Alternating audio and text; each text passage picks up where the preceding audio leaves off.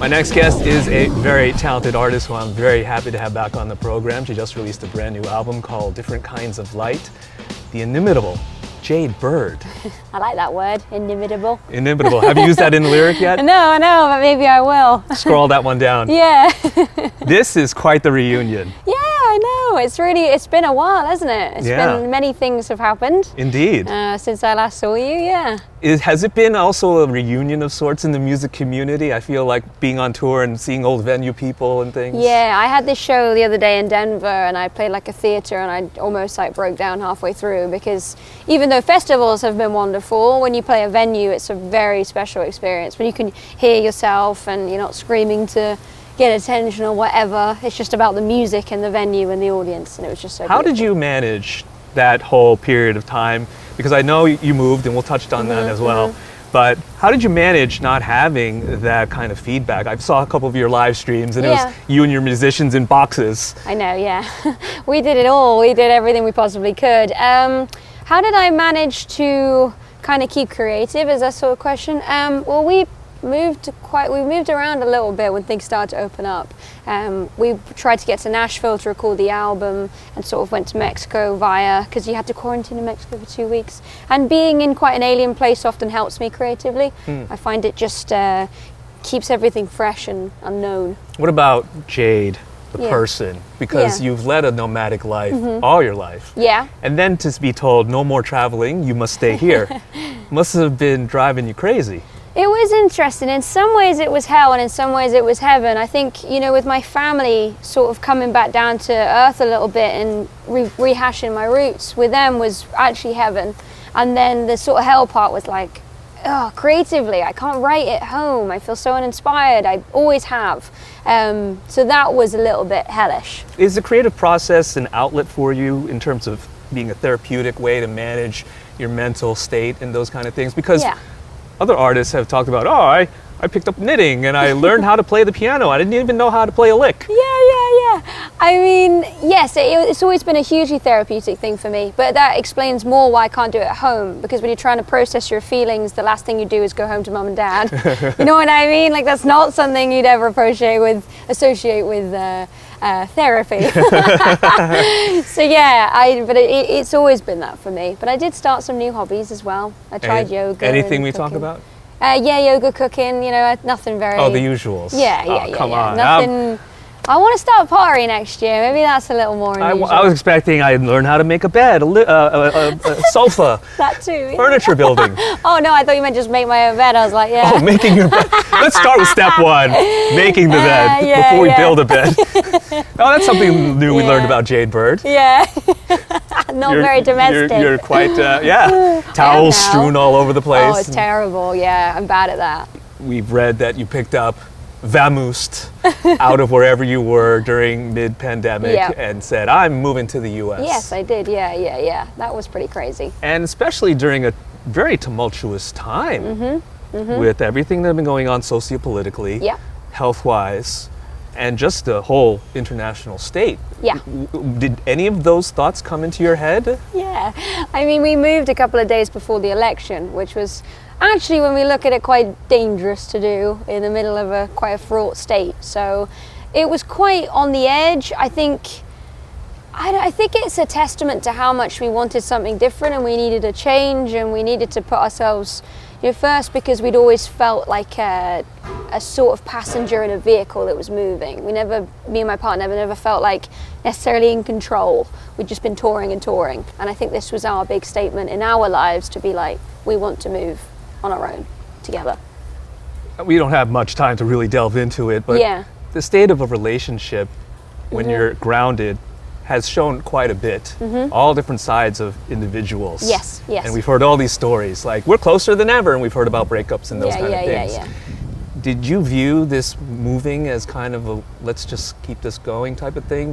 Because of the fact like you were kind of getting too deep? No, not at all. I mean, we've always, from the first moment, been extremely like, this is it, this is the one for me. We're very romantic.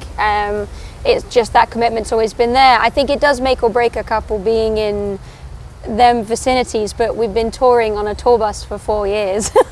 If that doesn't make or break, like nothing will. So moving into a house was like, look at all this space. Look at all this emotional space. I don't have to hear you snoring below me. Yeah, exactly. So it was actually just really lovely, and it meant creatively we got far closer than we'd ever been as well. So it was just a marriage of everything, really. I'm so happy to hear that. Thank you so much. That means a lot. Yeah, because I hear that in the music and the lyrics on this album. And let's start with the cover first. Yeah. It's a very joyful, I don't know, color. I don't know how else to describe it, right? Yeah. We always hear about music described in colors. Yes. I always thought of like apocalyptic yellows and oranges for this record. Ever since I really knew it was going to be different kinds of light, I think it was a testament to what was going on. And I think also the music just had this real warmth to it. So it was sort of the two sides of the coin a little bit. And you definitely have a theme of hopefulness on this album. Yeah, definitely. Right? And you've spoken about being very empathetic. Do you think that some of the turmoil and the things that you viewed here, especially in the States, let's focus on that, trying to understand the other side might have informed some of that? I don't think it informed the record as much as me as a person. I think if you're not open to hearing all sides, you never really know the truth. I think that's something we all need to take into account because we're all becoming very closed in our definitions of ourselves. I can also understand the reason why. I'm also not, oblivious to why one side might want to not hear the other. It's just I feel like we'll end up in quite a dangerous split otherwise. And usually there's a war. That happens in history. So tell me about it. Yeah. What's really curious is that this actually started before any of this nonsense happened. Yeah. I shouldn't call it nonsense. Yeah. 2019. Yeah. After your last tour, and you were very drained, and you were looking for a restart, a reboot, a refresh. Yeah, definitely. And you went to Japan. I did, yeah. What was it in Japan that helped to invigorate you and inspire you? I lied. I said to my my managers, I was like, "Oh, I'm going to go on a writing trip." I just wanted a holiday, and I just adore Japan. I think it's the most wonderful place in the world.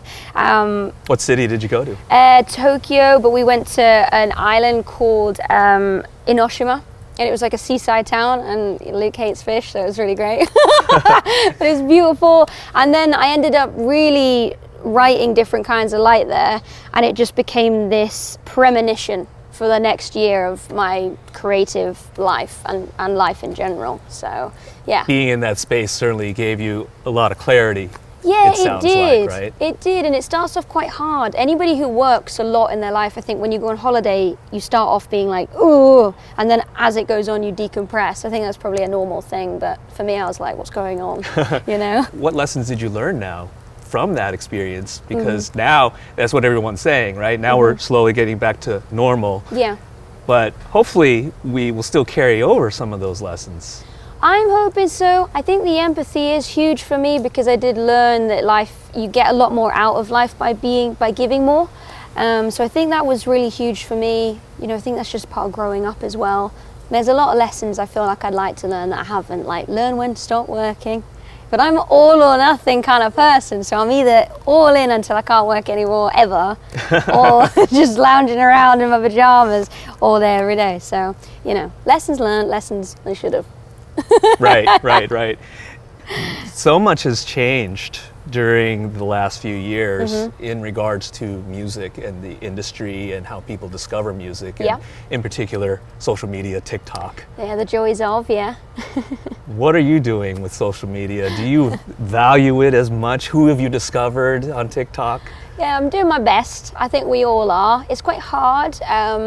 You just try and come across as much as you can. I have somebody that I work with who's just creative mind is amazing because he's trying to help people like me come across and just be myself on these platforms. It's great for discovery.